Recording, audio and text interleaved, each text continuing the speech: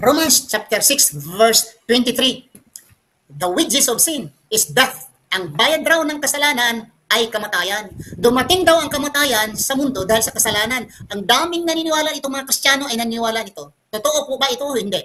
Dumating ang kamatayan dahil sa kasalanan. Kung namatay rin ang mga hayop at insektos, nagkakasala rin ang mga hayop at ang mga insektos, mga damo at mga punong kahoy ay namamatay rin sila.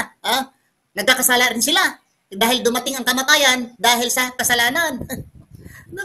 Kasinungalingan yan eh.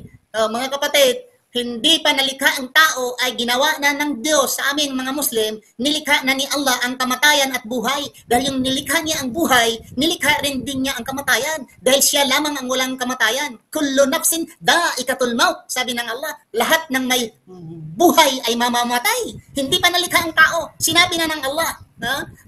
So yung mga kapatid, huwag kayong maniniwala dyan na dahil sa dahil sa kasalanan ay dumating ang kamatayan. Kung ganun, magpasalamat tayo na dumating ang kasalanan dahil may cancer ka, hindi ka mamamatay. Sa takatandaan mo, kumakain ka sarili mong dumi, hindi ka namamatay dahil wala kang kasalanan. So magpapasalamat pala tayo ni Adan at ni Eva, nagkakasala sila. Dahil kung wala silang kasalanan, ang may mga cancer at ang mga matanda, hindi sila mamamatay. Naku naman ang pag-titiis nito. Naku naman mga kapatid. Salamat sa inyong panonood. Please share. Assalamualaikum warahmatullahi wabarakatuh.